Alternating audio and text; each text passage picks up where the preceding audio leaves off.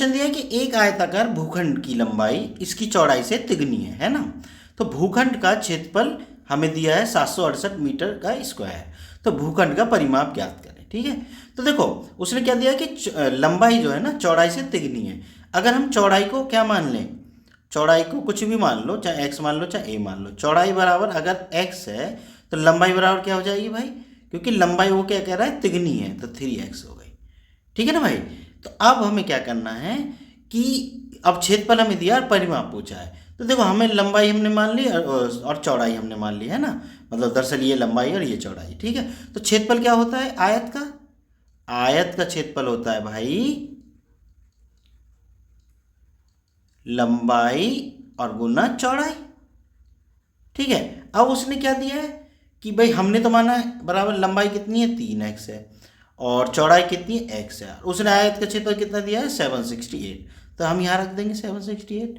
अब इसी को हल करना है हमें, तो ये कितना हो जाएगा 3x² बराबर क्या हो जाएगा 768। मैं 3 को इधर से हटा दूँ भाग में, अरे तो ये भी x भी हट गया, और इधर जाके सॉरी इधर गुना में थी, इधर जाके भाग में हो जाएगी है ना, 3 होगी। 3 का भाग दो 3 दूनी 6 और 3 पंजे 15। ठीक है, 1 बचा 3 6 18, मतलब x² बराबर कितना आ गया भाई हमारा, x² बराबर आ गया 256। अब इधर x² है तो दोनों पक्षों को जब हम वर्गमूल लेंगे तो ये तो x आया और 256 का क्या हो जाएगा वर्गमूल।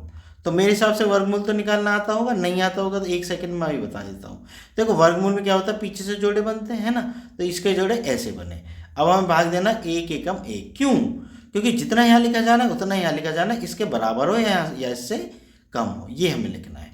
ठीक है, तो 1 आ गया, अब 2 में से 1 गया 1, उतार लिए 5 और 6।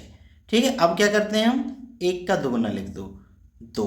ठीक है, अब भाग देकर देखो कितनी बार जाएगा 6 बार ही जाएगा भाई ये। ठीक है ना, क्योंकि पीछे 6 आ रहा है, 6 छंग 36, 6 दूनी 12 और 3 15, कट गया ना। तो मतलब 16 इसका क्या आया वर्गमूल आया x बराबर। अब वो क्या कहता है भूखंड का परिमाप ज्ञात करें। तो देखो अगर चौड़ाई उसकी, क्योंकि 16 चौड़ाई आ गई है ना, थोड़ा सा मैं नीचे कर दूं इसको ऐसे, अब ठीक है। चौड़ाई कितनी आ गई 16 सेंटीमीटर, वो सॉरी मीटर, मीटर में दिया है क्योंकि कुछ भी। तो लंबाई कितनी मानी है हमने 3x मानी है। ठीक है, तो लंबाई कितनी आ जाएगी 3 गुना 16 मतलब 48।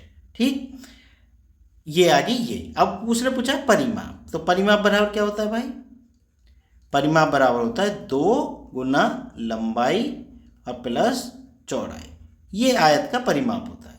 ठीक है, तो आयत का परिमाप ये है, तो इसी में हम रख देंगे भाई। तो 2 लंबाई कितनी है उसकी भाई 16 थी 48 ये आ गई थी है ना, और प्लस चौड़ाई कितनी है 16। ठीक, अब इसको हल करते हैं, 2 8 और 6 14 और 4 1 5 और 1 6 ये, और 24 64 दूनी कितने हो गए 128।